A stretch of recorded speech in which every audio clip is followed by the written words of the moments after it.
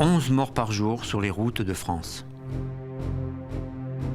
Depuis 2006, les 8 SDIS de la région Rhône-Alpes mutualisent leur travail en hygiène, sécurité, santé au travail. 1.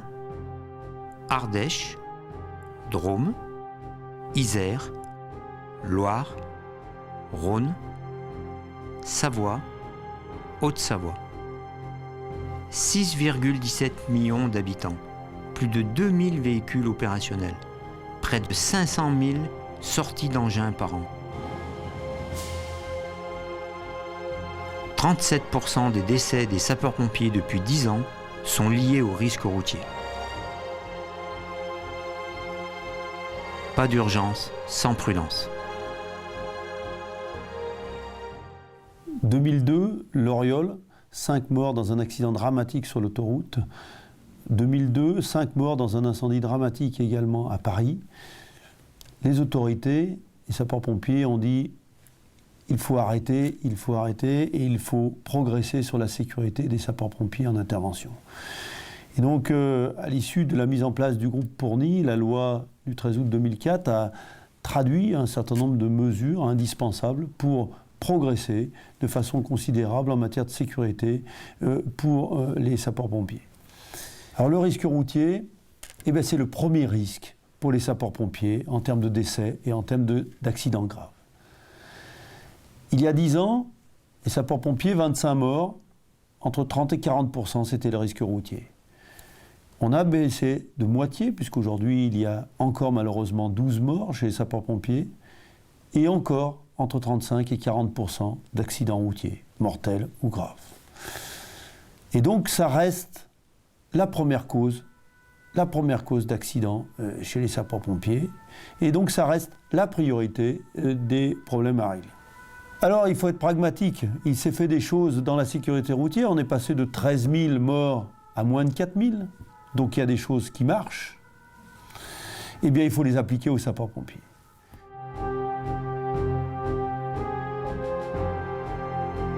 Ça s'est passé le 14 juillet 2011. La nuit, c'était sur 23 heures. C'était un appel de bip pour personne ne répondant pas aux appels. Et j'ai pris la voiture, donc c'était une Clio, et puis la chaussée était grasse en fait. Et dans un virage, je suis parti en glissade et j'ai fini dans un mur. Donc mais rien n'était arrivé avec de la chance. La fatigue, oui, il y en avait, parce que j'étais avec des collègues, donc 2 heures avant une soirée, et puis j'ai décidé de partir parce que j'étais fatigué et puis je tenais plus debout. Du coup, voilà, et puis mais vraiment qu'à la fatigue, quoi, parce que du coup, je savais que j'étais de garde, donc je suis resté correct, quoi. La route, on a beau la prendre plusieurs fois par jour, comme c'était le cas, et puis comme c'est encore le cas. Ce trajet, je le fais, avant je le faisais bien 6 fois par jour, ça ne me dérangeait pas. Et vraiment faire attention le temps qu'il fait, donc, et puis la route dans quel état elle est, quoi. C'est vrai que ça peut vraiment, le brouillard peut changer beaucoup de choses aussi. Même s'il n'est pas fort, on sait que la route va être humide, et puis sachant que des fois ça ne pleut pas pendant 2-3 jours, la route va ressortir tous les hydrocarbures et tout, et va la rendre vachement grasse, quoi. Donc du coup, c'est ça qui joue aussi, qui est facteur, quoi.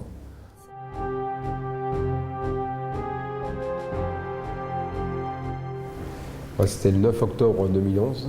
On partait donc à 19h, on partait pour un accident de VL qui avait fait des tonneaux, donc départ de l'engin VSAB plus une tonne. Donc j'étais conducteur, je commençais à partir, je sors de la caserne.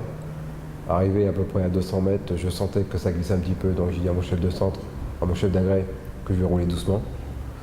Et arrivé sur la route de Brignais, Brignais. Donc en sortant de courbe, la route était en mauvais état, donc il pleuvait très peu. J'ai senti sortir mon VSAB derrière.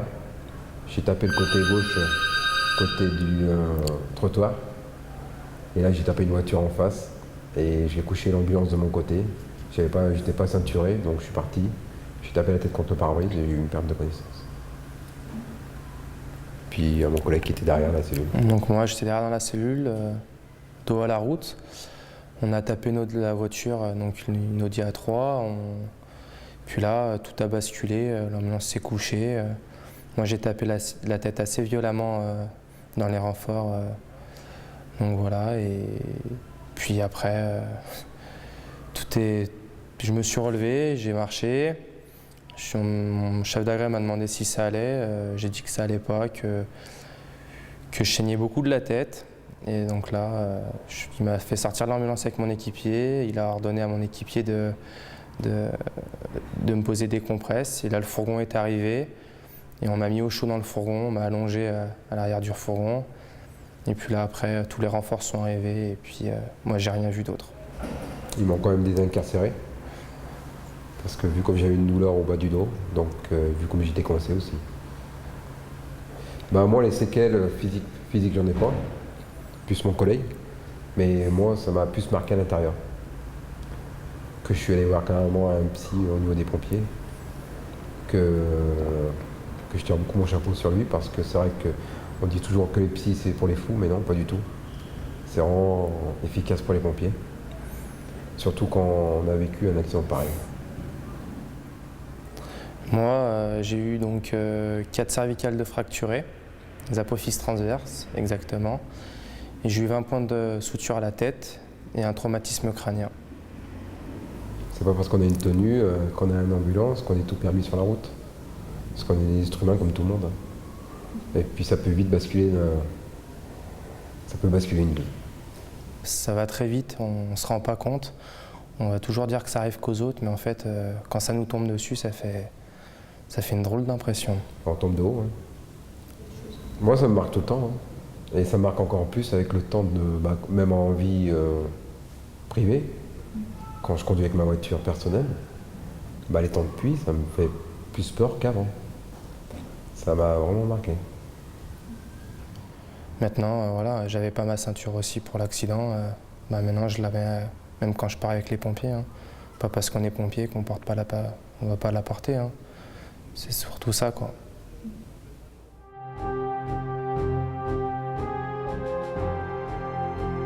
Le 27 août donc 2012, à 11h55, mon bip a sonné donc, pour une intervention, donc feu de broussailles, sur la commune de Vézeronce, tout près de la caserne de Morestel. Donc, à mon arrivée à la caserne, nous sommes partis donc, pour intervention feu de broussailles à 4 personnes. Donc, sur des allures modérées, on roulait à peu près à 50-60 km/h. Et pour des raisons de circonstances, le véhicule est parti de la voie de gauche sur la voie de la voie de droite sur la voie de gauche. Donc, mon véhicule s'est mis à trembler, ce qui a engendré en fait des tonneaux, plusieurs tonneaux. Donc à ma reprise de conscience, je me suis rendu compte que les 3 personnes à bord du véhicule ont pu être évacuées rapidement, sans blessure grave. Donc moi de mon côté je me suis retrouvé incarcéré de mon côté, donc il a fallu à peu près 1 heure, 1 heure et demie le temps de me sortir du véhicule. Résultat des courses, un transport sur l'hôpital de Lyon où j'ai eu un scalp au niveau de la tête, une oreille arrachée et des multiples contusions donc au niveau des genoux, au niveau des épaules. Alors aujourd'hui, j'ai pas forcément des appréhensions puisque j'ai pas eu d'erreur de conduite à proprement dite. Maintenant, je fais beaucoup plus attention. Des allures beaucoup plus modérées. Je préfère arriver, je dirais 2 minutes en retard sur intervention et prendre toutes les précautions de départ, mettre les ceintures de sécurité devant, derrière. Voilà. Aujourd'hui, on est pompier, on pense jamais à l'accident, ça m'est arrivé et aujourd'hui, je mets ma ceinture et je fais très attention. On est là pour aider les gens, mais si on n'arrive pas sur les lieux, on ne pourra pas faire grand-chose. Voilà. Et puis, il faut penser à sa sécurité personnelle, la sécurité également du personnel qui est dans le camion, si on est amené à être conducteur. Donc vraiment prendre toutes les précautions nécessaires sur les départs, sur les conduites urgentes. Voilà. À ne pas confondre vitesse et précipitation.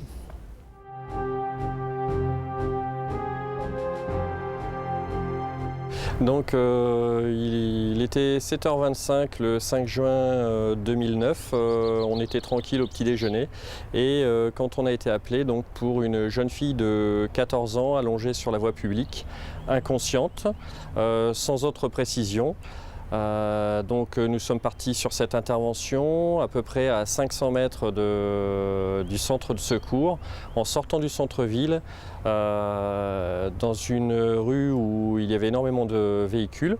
Le conducteur a doublé, le gyrophare, les 2 tons bien sûr étaient mis.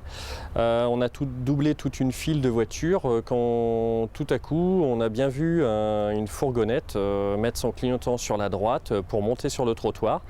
Cette camionnette est montée sur le trottoir et à la dernière minute a braqué juste devant nous, mais vraiment à 90, et le choc a été inévitable, quoi. Ça a été un choc brutal.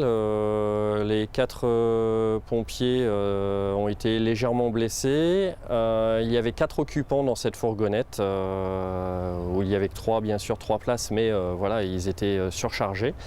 Les 3 ont été blessés également. Le conducteur a été bloqué dans son véhicule.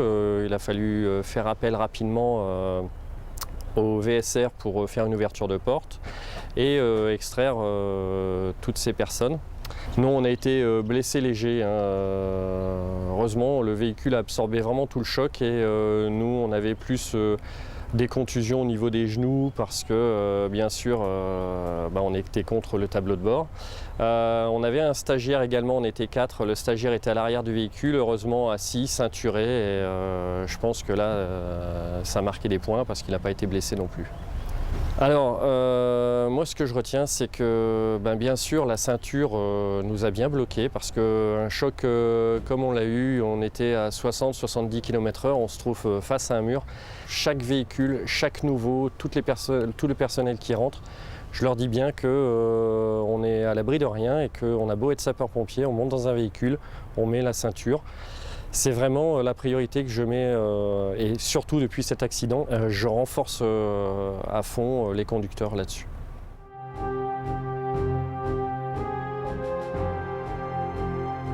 Au moment des faits, j'étais, je dirais, jeune chef de groupe. J'étais formé chef de groupe depuis un an à peine, donc je n'avais pas une expérience vraiment débordante en la matière. De plus, je venais d'avoir une nouvelle affectation dans un centre stéphanois dit à forte sollicitation. Et qui plus est, depuis mon arrivée dans ce centre, j'ai eu la chance de participer à 2 ou 3 interventions assez importantes. Donc j'étais dans un contexte peut-être, je dirais, peut-être un peu d'euphorie. Et au moment des faits, c'était un dimanche après-midi, j'étais dans ma chambre à bouquiner. J'ai senti une activité au sein de la caserne, ça on le ressent. Et bien sûr, mon bip se déclenche, je suis appelé sur un feu en dehors de mon secteur. La chance veut que tous les feux passent au vert pratiquement devant moi au fur et à mesure que j'avance. Je suis plutôt serein et détendu en me rendant sur cette intervention. Jusqu'au moment où, dans mon élan, je franchis un feu rouge sans même m'en apercevoir et je suis violemment heurté par une voiture qui vient me percuter sur la droite. Le choc est suffisamment violent pour endommager les véhicules et les laisser sur place, déclencher les airbags. Mais moi, particulièrement, je ne ressens pas un choc bien important. Dans le véhicule à côté, c'était un père de famille et 3 enfants qui rentraient du cinéma. C'est moi qui ai grillé le feu. Ces braves gens, ils n'y étaient absolument pour rien. Leur réaction au départ, il faut la comprendre, réaction d'incompréhension. Qu'est-ce que vous faites ici? Comment se fait-il que vous soyez au milieu du carrefour? Voilà. Bon. Mon sentiment, pour en avoir parlé avec des collègues chefs de groupe, de temps en temps on en parlait, on disait oui, on nous en demande toujours trop, il faut toujours qu'on fasse tout à la fois, et conduire et s'occuper de l'intervention. Et en fait, avec un peu de recul, je me dis non, il n'y a rien qui justifie en tant que chef de groupe d'aller griller un feu rouge. autant je le conçois peut-être pour un prompt secours, d'un VSAV ou d'un départ normal qui a une notion de victime sur un feu, qu'un chef de groupe n'a pas foncièrement besoin d'aller griller un feu rouge. En plus, personne ne m'a jamais... cette pression, je me la mets tout seul.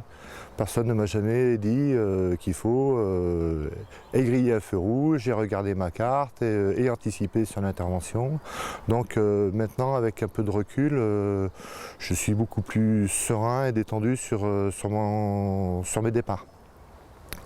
Cette expérience m'a fait un peu mûrir et ça me fait prendre un peu plus de recul sur les interventions. Donc si j'avais effectivement un conseil à donner à un camarade chef de groupe, je lui dirais ne cherche pas à tout vouloir faire tout seul.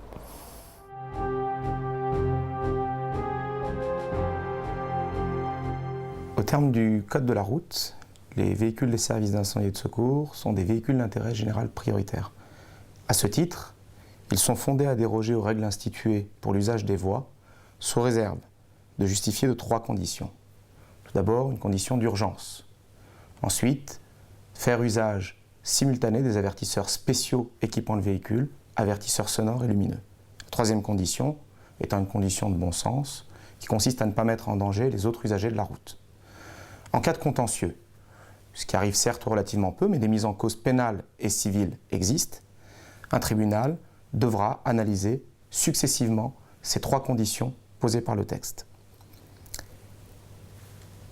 Une affaire récente est venue illustrer une mise en cause et du service d'incendie et de secours, employeur du SPV ayant généré un accident, et le SPV lui-même, pour un défaut de maîtrise du véhicule, ce qui se rattache au 3e point posé par le Code de la route, à savoir l'obligation de prudence, finalement ne pas mettre en danger les autres usagers de la route.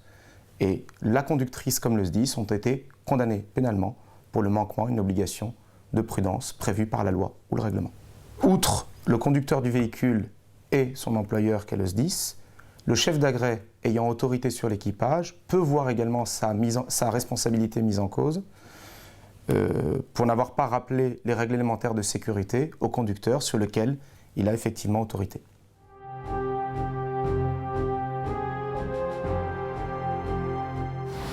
Donc mon accident s'est passé le 3 février 2008 en sortant de garde à l'issue du 24 heures, on va dire bien agité, donc où j'ai pratiquement pas dormi. Donc en fait je me suis assoupi en rejoignant mon domicile. J'ai donc percuté un platane seul. Heureusement pour moi, j'ai blessé personne d'autre.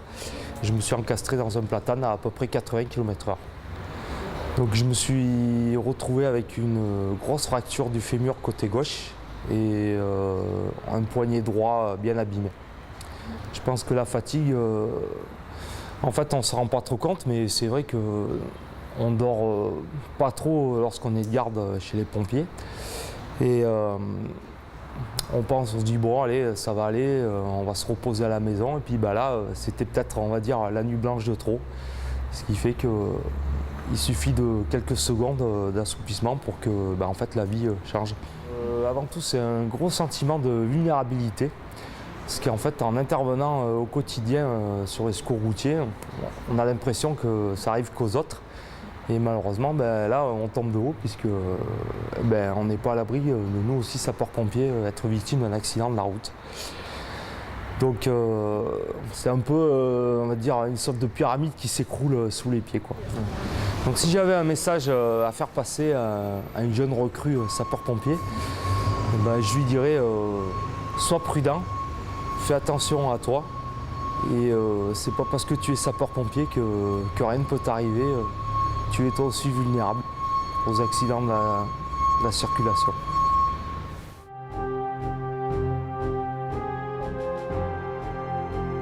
Donc j'ai été victime d'un accident en retour d'intervention avec CCGC. Donc c'était le 3 octobre 2009.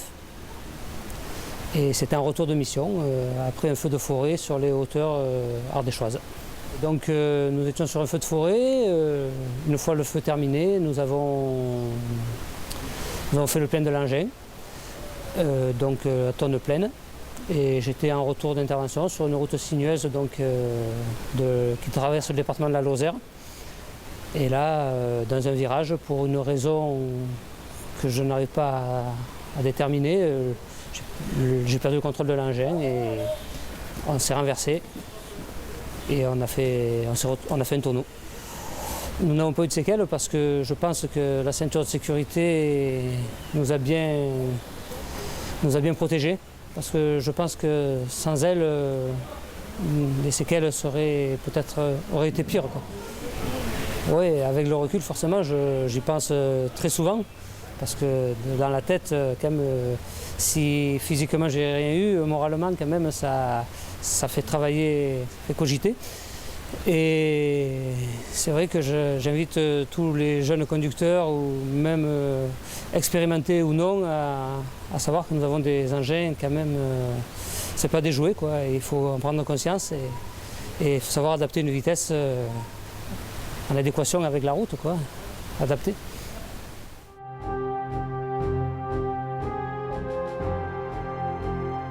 Donc l'accident, il est arrivé le 31 mars 2009. Je suis par ailleurs conseiller technique départemental en sauvetage et blaiement et on organisait sur le secteur Annecy-Bugey dans l'Ain un gros exercice sauvetage et blaiement et le chantier dont j'étais responsable était terminé et donc je regagnais mon domicile et sur le trajet retour j'ai été percuté par une voiture vers 22h30 à peu près.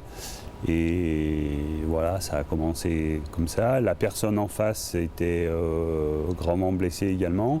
Elle était fortement alcoolisée, puisqu'ils ont relevé 1,60 g.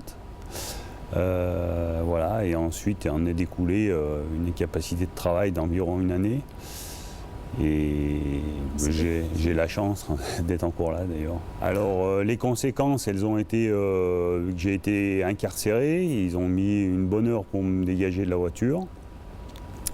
Donc les principales blessures, c'était une fracture ouverte du genou, une grosse, comment dirais-je, un gros hématome abdominal qui s'est après tourné en péritonite dans les 3 jours qui ont suivi et une fracture du bassin avec l'arrachement des muscles abdominaux et qui ont nécessité aussi une intervention chirurgicale. Donc en fait, dans les 3 premiers jours, j'ai eu 3 interventions chirurgicales lourdes qui ont engendré un passage aux soins intensifs pendant 3 semaines.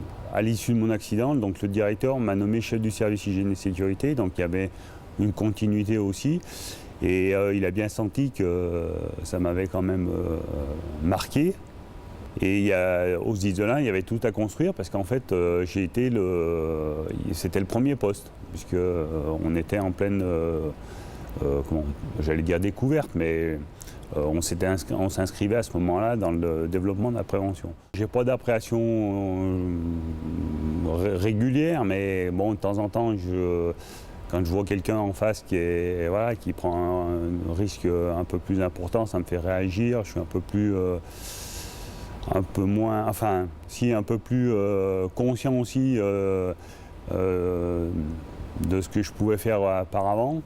Et bon, ça m'a aussi servi de leçon, puisqu'il y a des fois, on prenait quand même des risques, notamment sur le trajet opérationnel, qui ne valait pas toujours la chandelle, quoi. Concernant la prévention sur le public jeune sapeur-pompier, le message de prévention qu'on amènerait d'emblée, c'est de dire que rien ne vaut la vie d'une personne, qu'elle soit pompier ou que ça soit un tiers, et que malgré tout, même si on a toujours le souhait de secourir les gens, etc., c'est pas d'aggraver ou ne pas arriver sur les lieux qui arrangerait la situation de la victime. Donc la priorité, c'est d'arriver sur les lieux entiers et aptes à faire remplir la mission. Voilà, c'est le message essentiel. Et après, quand on aura bien inculqué ça, je pense qu'on aura fait la plus grande partie de notre travail. En conclusion de tous les témoignages que vous avez vus, et je remercie d'ailleurs à cette occasion les gens qui ont accepté de témoigner pour améliorer la sécurité, et notamment la sécurité routière. Dans l'année qui vient, nous allons faire 500 000 sorties de véhicules opérationnels dans les 8 SDIS de la région Rhône-Alpes.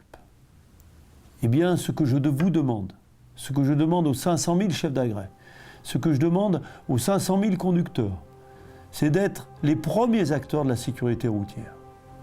Et si on veut diminuer, on pourrait même dire qu'il n'y en ait plus, mais en tout cas largement diminuer le risque routier chez les sapeurs-pompiers, pour les autres et pour nous, eh bien, c'est ces 500 000 chefs d'agrès, ces 500 000 conducteurs qui vont nous aider à améliorer la situation et à protéger à la fois la population et les sapeurs-pompiers en intervention.